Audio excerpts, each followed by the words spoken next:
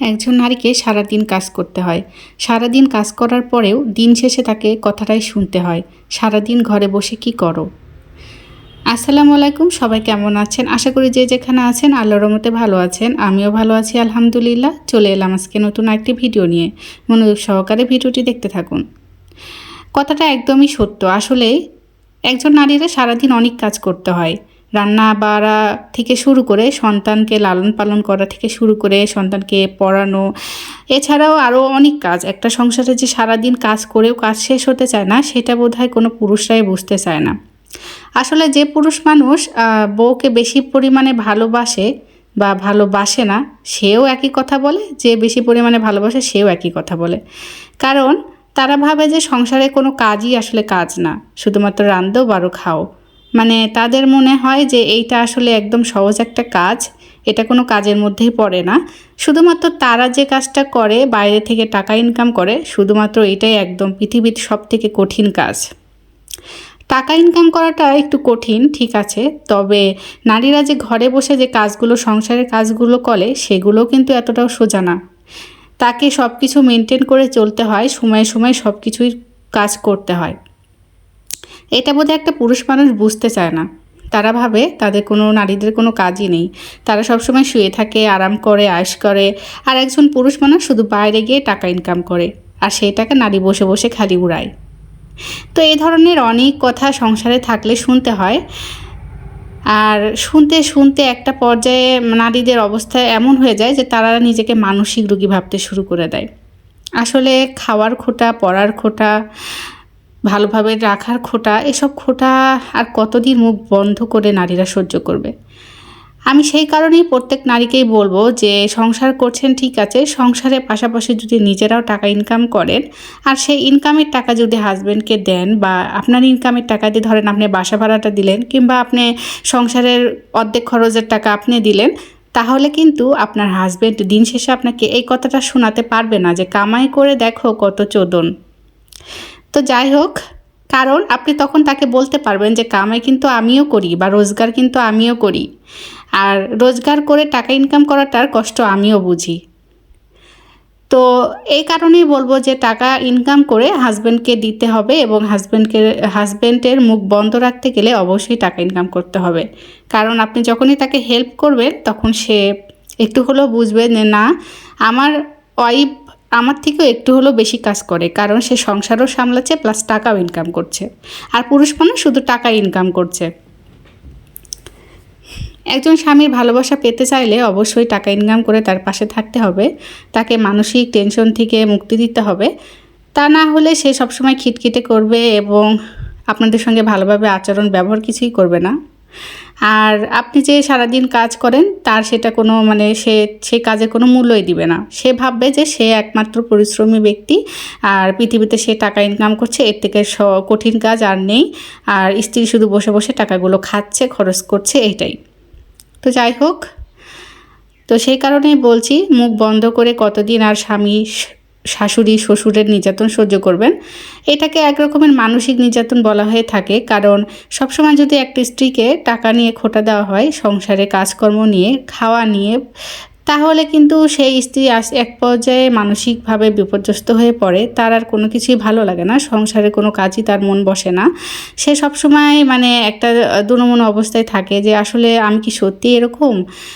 তার ভিতরে যে ভাবনাগুলো, অহেতুক যে ভাবনাগুলো তো সৃষ্টি হয় বা আসে, সেগুলোতে সে কোনো সময় মানসিক শান্তিটা পায় না। তবে পুরুষ মানুষরা আসলে বুঝতে চায় না যে একজন স্ত্রী যে একটা মানসিক শান্তির দরকার, তাকে যে একটু ভালোভাবে সময় দিতে হবে, তার সঙ্গে সময় মেনটেন করে চলতে হবে, তাকে সব সময় আনন্দে রাখতে হবে, তাকে ভালো ভালো কথা বলতে হবে। কিন্তু সেইটা বোধহয় কোনো পুরুষেরাই বুঝতে চায় না। আসলে পুরুষ মানুষটা এমনই হয়। পুরুষ মানুষরা বাইরে থেকে টাকা ইনকাম করবে, বাড়িতে এসে তাদের অধিকার ফলাবে, এবং তারা ভাববে যে বাইরে থেকে আসার পরে কি একটা ভাব নিয়ে আসছে আর কি। যাই হোক, একজন স্ত্রী যে সারাদিন কত কাজ করে একটু মাত্র আরামের জন্য যে সে একটু বিছানায় গিয়ে শুবে, তারও উপায় নেই। সে বিছানা থেকে উঠে এসে তাকে খাবার দিতে হবে, তার সমস্ত কাজকর্ম করে দিতে হবে। মানে আসলে কি বলবো, কিন্তু সেখানে যদি থেকে মানে আপনি যদি টাকা ইনকাম করেন তাহলে হয়তো বা আপনাকে এরকমটা করতে হবে না। কারণ কি, তখন আপনার হাজব্যান্ড কিন্তু আপনার কষ্টটা বুঝবে। কারণ সে যে টাকা ইনকাম করার কষ্টটা মানে অনুভব করে, তখন যখন আপনি টাকা ইনকাম করবেন তখন সে বুঝবে যে না, সে আমি যে এরকম কষ্ট করছি আমার স্ত্রীও সেরকমভাবে কষ্ট করে টাকাটা ইনকাম করছে। কারণ সে বুঝে টাকা ইনকাম করতে কষ্ট হয়, কিন্তু সে এটা বুঝে না যে সংসারে কাজকর্ম করতে গেলেও কষ্ট হয়। তো যাই হোক, তাকে এটা বোঝানোর জন্য অবশ্যই আপনাকে টাকা ইনকাম করতে হবে, আর টাকা ইনকাম করে তার হাতে টাকাটা তুলে দিতে হবে। তখন দেখবেন সে অনেকটা খুশি হবে এবং আপনাকে আগের থেকে অনেক বেশি ভালোবাসবে। এছাড়াও যাদের পরিবারের সদস্য বেশি, যেমন শ্বশুর শাশুড়ি ভাসুর ননদ সবাইকে নিয়ে যারা থাকেন, মানে জয়েন্ট ফ্যামিলি, সেই ফ্যামিলিতেও দেখবেন খরচের পরিমাণটা তুলনামূলক বেশি হয়। যদি আপনি সেই ফ্যামিলিতে থেকে টাকা ইনকাম করে কিছু টাকা হলেও আপনার হাজব্যান্ডের হাতে দেন বা আপনার বাড়ির যে বড় গার্ডিয়ান আছে তার হাতে তুলে দেন, তাহলে দেখবেন আপনার প্রতি তাদের ভালোবাসা মহব্বত আরও বেড়ে যাবে। আপনাকে তারা আরও শ্রদ্ধা করবে। কারণ কি, আপনি তাদেরকে হেল্প করছেন, এবং হেল্প করছেন ঠিক আছে, তার পাশাপাশি কিন্তু আপনাকে সংসারের কাজগুলোও করতে হবে। তো এই সব কাজ একমাত্র নারীরাই পারে, কারণ একজন নারী পারে সংসার সামলিয়ে বাচ্চা সামলিয়ে মাসে গেলে টাকা ইনকাম করতে, যেটা একটা পুরুষ মানুষ কোনো দিনও পারে না। একটা পুরুষ মানুষ শুধুমাত্র সারাদিন বাসায় না থেকে বাইরে গিয়ে চাকরি করে যে মাস শেষে টাকাটা পায়, সেভাবে সে সারা মাস অনেক পরিশ্রম করেছে।